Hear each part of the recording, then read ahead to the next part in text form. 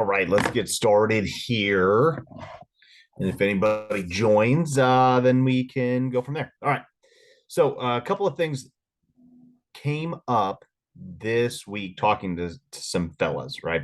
And this is a very common thread with all people, men and women. Um, not just men, right? Not just men. So I dealt with this a lot with women, especially at the CrossFit gym, having kind of the same mindset. So but either way, right, it doesn't matter if you're a man or woman. It's literally the same framing, right? So it's this is a mindset thing of really learning how important it is to invest in yourself. Like, investing in yourself is the only thing that you can ensure that you get a return on that investment. It's the only thing, right? Putting money into the stock market, crypto, cars are terrible. Don't ever invest in a car and think that you're going to get a good return on it. Real estate, it's all of that stuff. It's all based of factors outside of your control, right? Versus investing in yourself. That's where you can see the S&Me 500, right? That's Alex Hormozy thing. The S&Me, right? Invest in yourself.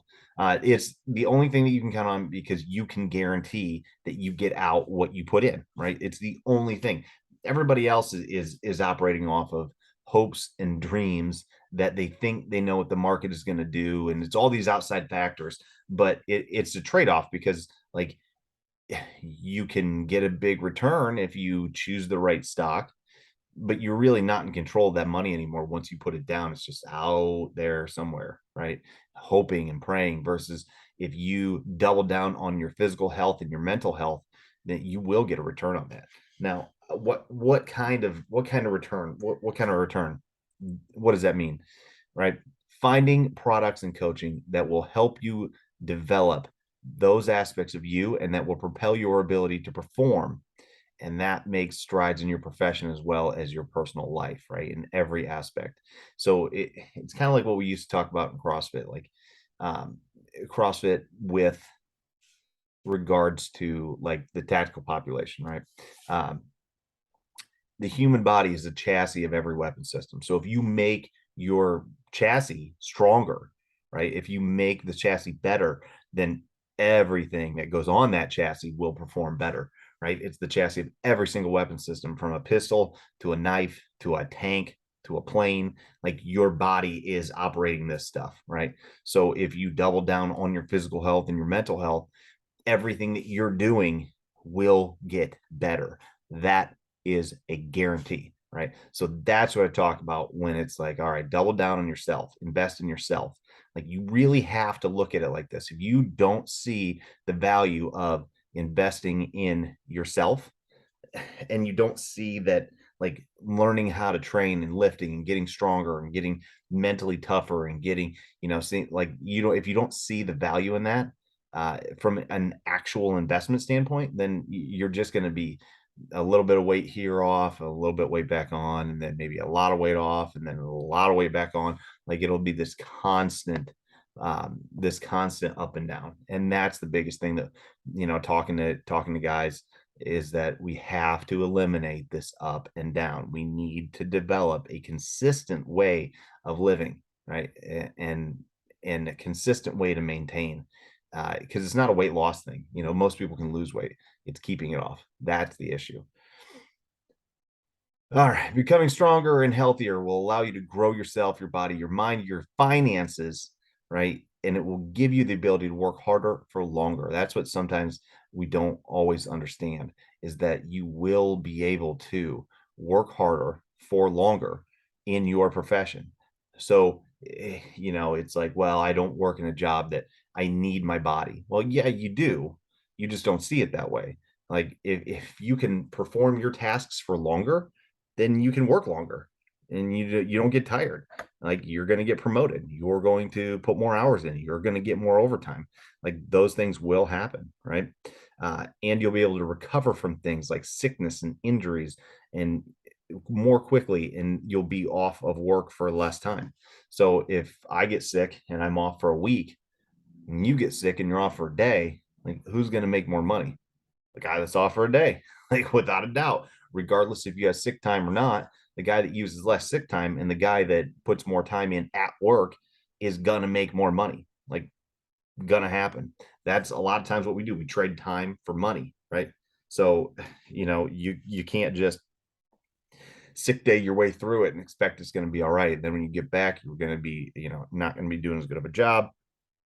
So you're not going to be trusted with additional tasks and, whatever. It's just that your profession is not going to be as good as it could because you're not strong and robust enough to do it. You're not healthy enough to do it. Okay. And it doesn't matter what your job is, like whether you're physically actively using your body or not, like it doesn't matter. It's still the same. You're still going to do better if you're healthier. That's been proven for decades now. Okay. It's not new information.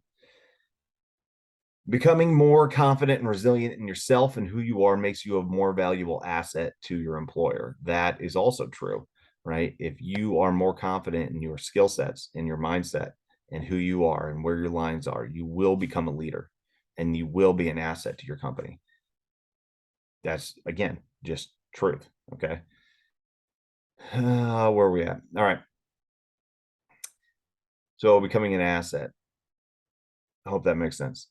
That's a big one. Like I tell that to the high school kids. Like when we're talking about football, do you want to be a liability or an asset? If you want to be an asset, then you need to get big and strong. You need to be durable enough to like kick ass through the season, through the whole season, and not go down with injuries and not be a liability. Like, oh man, Johnny might get shoved off the line. We can't put him out there. He might get hurt. You can't put him out there. He might get injured. He might get like, and then his mom's gonna be all pissed. So anyway, this is this is a big thing that has always been like you need to be an asset. How can you be an asset to the team, right? And that concept of always asking yourself, how can I be an asset to the team? That leads me to my next point of understanding selfishness, right? If you are always looking to be an asset, and you see that your health, your fitness, your strength, you're too weak, you're not strong, you're not healthy, you're sick all the time, like you are a liability, okay, to everybody, to your team at work, to your team at home, to your team wherever you are engaging with other people, right? You're a liability because of your weight, because of your health, because of your strength or weakness or whatever. You're a liability. So how can you become an asset, get stronger, get healthier, become more vibrant, become more heroic? Like all of those things will lead you to be a better leader and a better follower, right? And none of those things are selfish, right? So let's get into this issue of selfishness. I'm going to start off with an analogy, right? You get on a plane. What do the flight attendants say every single time? If we lose cabin pressure, masks will fall from the ceiling. When the masks fall, put yours on first and then go help the people around you. And why is that? Think about it. You probably already know the answer. If you can look down and read, you can probably see it too. The reason that you put your mask on first is so that you don't become a casualty. You can't become a casualty, and liabilities become casualties. So you have to put your mask on first. You have to ensure that you are safe enough to help other people. Because if you pass out, you can't help your kids. You can't help your kids put on their masks, and then everyone dies.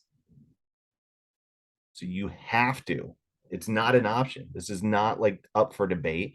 You have to make sure that you are safe first, right? Just in active shooters, right? I'm not going to put my vest on a kid. I'm not going to do it. I can't do it, right? That would be stupid, right? If I get shot, nobody else can take that guy out. Nobody else is equipped to do that, more than likely, other than the few other people that are like me that are going to be coming in sooner, hopefully sooner. But like, there's no one to stop him if I go down. I can't go down. I don't have a choice. It's not up for debate, right? It's not. Okay. This is the priority. The priority is to save people, right? So you have to protect yourself. And that doesn't mean like you're sacrificing those people so that you can live. That's not it at all. You are like just waiting just a little bit, to ensure your safety so that you can provide the help to other people because you have the skill sets to do it. You have the skill sets to help the many, right? And the few. But if you try to be selfless in that moment, you're putting things out of order and you're putting the mission at risk. So understand that it is not selfish to put your mask on first. Now, it is selfish if there's one mask and you suck that oxygen down and you watch everyone else die. Like that's maybe selfish, but that's not what we're talking about, right? That's not it at all. All right. Um, but you have to understand that like that analogy is in every context, right? That's why I just used one from law enforcement. We talked about the plane one, and I'm sure if you're, not in either of those realms, that you're thinking of something right now that's like, man, if I were to die today because of my health and my lack of action, who would be affected? Who am I trying to help daily? Who is on my list of people that I have to take care of that I am delaying my own health for? And you have to understand that that will shorten your span and ability to do that, right? In attempting to be selfless good men, we sacrifice for our loved ones. That is true. Like, to be a hero, you must do that. You have to sacrifice. Going to work, working shifts, doing dangerous shit, oftentimes shit that we don't like, going to jobs we don't like, shifts we don't like, like doing all these things that we don't like in order to support our family and our friends and the people around us and to be the men that we should be. Right? That's what men do. Men go to work. And if you can make money doing, like, hopefully we have jobs we like, but if you don't, hey, sometimes, hey, it's punch the fucking clock, get it done. Like, that's the way it's got to go, right? That's the way it's got to go sometimes. Um, and even with jobs that we like, I like my job. I don't like all of it. I hate going to work sometimes, but I get it done, right? It's just what you got to do. Like, you're a man, get after it. Okay. Um, while this is selfless, we also need to understand, and I talked about some of this already, but I'm going to reiterate it because it is very important to understand. You need to understand what selfish really means. Like, going to work out, getting training in, learning how to eat, cooking meals, like learning. It's none of that is selfish. None of it, right? None of that is. It will allow you to continue to perform the necessary tasks that you need to do without breaking or burning out. If you burn out, that is counterproductive for the mission. Okay, that's counterproductive for the mission. And I've been there to the point where I've trained too hard and it hurt my mission. Okay, I've been there, and that you could argue is selfish. Now, when I was doing CrossFit competitions, looking back at that, I think I was bordering on selfish, right? If not over on selfish. Now, that's an extreme.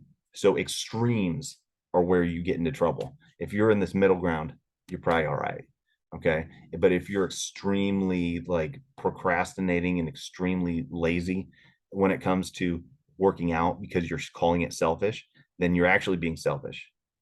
But if you're on the other end of the spectrum where you're working out, 2, 3 times a day, and everything has to be perfect, because if it's not, then your training is being hampered or whatever. Like, if everything has to be that way and everyone's organizing their lives around that, it could be selfish, right? It could be like you're going past the requisite amount of training. Okay. So if you're on either end of these spectrums where it's like you're not training at all and using it as an excuse, right? Or if you're training so much that, like, for whatever fringe thing that you're doing, CrossFit included, then yeah, you're probably being selfish a little bit. Now you can make the argument on either case, like, is it a season of the year or is it your all the time? Like, how does it work, right? Like, what's the big picture? Yeah, you can. It depends. Like, everything's in context, but you get the point. If you're on either end of the spectrum, yeah, maybe figure out how to push more towards the center, and you're going to definitely be fine. Okay. Um, but breaking and burning out, like, you can't break or burn out, and you can do that through too much activity or no activity. But again, if you live somewhere in the middle, like, yeah, like, that's probably where we ought to be. Okay. Um, if you are too unhealthy to perform tasks needed, like work or caring for your family, you fail. You need to take the time and effort and put it towards development so that you can continue to support them how you need to and how they need you to. Becoming strong, vibrant, healthy will allow you to increase your lifespan, earning potential, and be more effective in doing it day to day, which makes you more present, which makes you better, which makes you a better dad, a better employee, a better employer, or a better leader, a better follower, all of that. Okay. So to wrap this up, yeah, let's talk about balance before I wrap it up. Now, there's a balance that, like I said, if you're working out 3 times a day, and especially if you're using vanity metrics, right? Like as far as progress, and age comes into that too, where it's like, listen, if you're always chasing numbers on a barbell, like, do you really need to? Like, is it really important for the mission, especially if you're kind of on the back end of things, mid 30s, 40s, 50s, or beyond? Like, you might not never hit it, might never hit another PR deadlift, and that's okay. That's totally cool. But if you're always chasing these vanity metrics, um, then that could possibly create dysfunction and selfishness. But you really have to, like I used the CrossFit analogy when I was training, right? For like the CrossFit regionals and stuff. Like, you got to try hard to get to that point. Uh, it doesn't happen just for most people as you're just kind of like, you know, uh, training for life. But it really comes down to a broader conversation of like, what's your goals? Like, what are your goals, and are you using vanity metrics for your goals, and do they make sense, and that kind of stuff, right? But point being, are you being selfish? No, you're not being selfish if you're just trying to get uh, better. If you're just trying to get better, I don't say just, but like, you can have big goals too, right? And that doesn't necessarily mean you're selfish, right?